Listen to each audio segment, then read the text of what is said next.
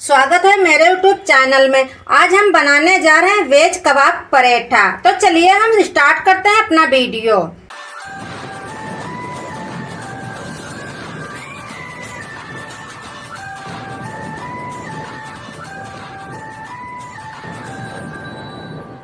तो कबाब बनाने के लिए हमने 1 कटोरी भर के दाल ले ली है। इसको हमें सुबह बनाना था, इसलिए रात में हमने भिगो दिया था। वैसे 3-4 घंटे में आराम से भीग जाती है। चने की दाल है और ये हमने सोयाबीन बड़ी ले ली, 1 कटोरी से कम है। इनको हम धुल लेते हैं। इनको धुल के हम जार में डाल के इसका बुरादा बनाएंगे।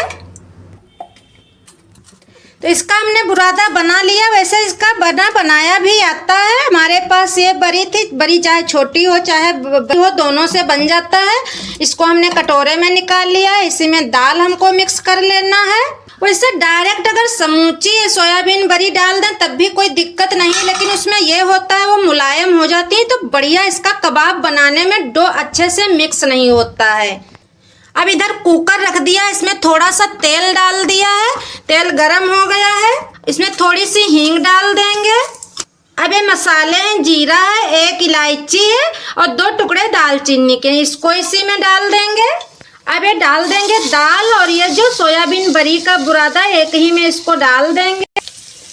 अब इसमें डालेंगे थोड़ा सा पानी। अब इसमें कुछ मसाले ऐड करेंगे, जैसे लाल मिर्च आप जिस हिसाब से तीखा पसंद करते हो उस हिसाब से डालिए। और ये काली मिर्च, जीरा का पाउडर है, ये हमने पहले से बना के रखा है। ये है गरम मसाला पाउडर, रोज जो हम सब्जी में यूज करते हैं। वैसे आप चाहें तो मसाले बढ़ा सकते हैं, हमने तो इतने ही डाले हैं। अब डालेंगे 1 चम्मच नमक स्वाद के अनुसार। अब इसको चला के बंद कर देंगे 1 सीटी आने तक। 1 सीटी लगानी है इसमें। मीडियम फ्लेम पर इसको 1 सीटी लगा देंगे। 1 सीटी आ गई है, इसको देखते हैं। ये तैयार हो गया है। ये दाल बिल्कुल पक गई है। अब इसको हम ठंडा होने देते हैं 2 मिनट के लिए। तो ये ठंडा हो गया है, इसको अब हम निकाल लेंगे मिक्सर जार में। इसको ग्राइंड करना है। इसको इस तरह से महीन कर लेना है। देखिए एकदम महीन है, कहीं भी कोई दाल नहीं बची है। तो ये डो तैयार हो गया। अब इसके हम गोल गोल इस तरह से लेंगे, बनाएंगे कबाब के लिए। इस तरह से पकौड़ी की तरह गोल गोल बना के हम रख लेंगे। इस तरह से जितने बड़े आपको बनाने हो, छोटे बड़े आप उतने बड़े बना सकते हैं। इस तरह से हमने बना के इनको रख लिया है। अब इधर हमने फ्राई पैन रख दिया है। आप इसको कढ़ाई, तावा या फ्राई पैन सब में बन जाते हैं, चाहे जिसमें बनाइए। डाल देंगे इसमें तेल। हम सरसों का तेल डाल रहे हैं। आप कोई भी तेल, रिफाइंड का भी डाल सकते हैं या आप घी में भी तल सकते हैं। तेल इसको गरम होने देते हैं। तेल गरम हो गया। अब ये जो कबाब इस तरह से इसमें हम रख देंगे और धीमी आंच पर इनको भूनना है। इनको इसी तरह धीमी आंच में पकाना है। तो इनको पलटना है, इस तरह से इनको पलट देंगे।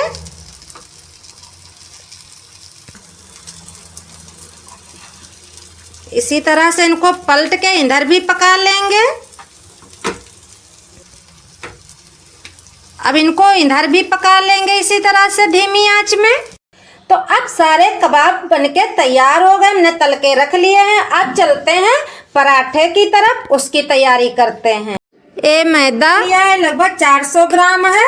आप जिस हिसाब से बनाना चाहते हो पराठे उस हिसाब से लीजिए।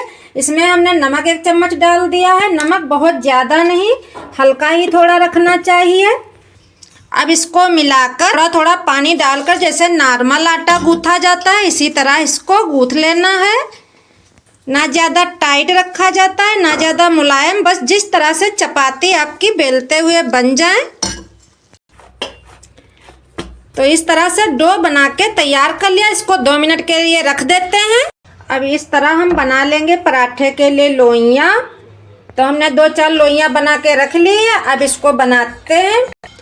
अब इसको बेलते हैं पराठा। आटा लगाया, अब इसको बेलेंगे इसी तरह, जितना बड़ा आपको पराठा रखना हो।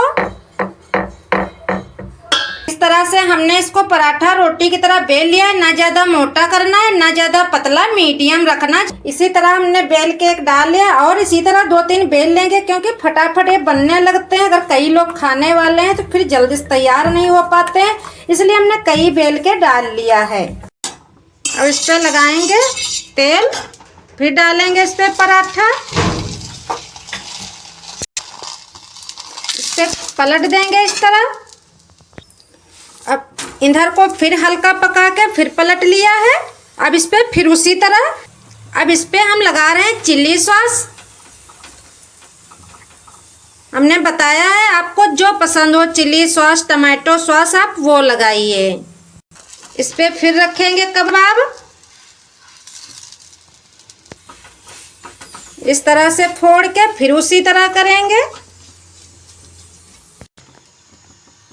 अब इस पे फिर थोड़ी सी, इस पे हम टमाटर और दोनों चटनी मिक्स कर रहे हैं, चिली सॉस और टमाटर।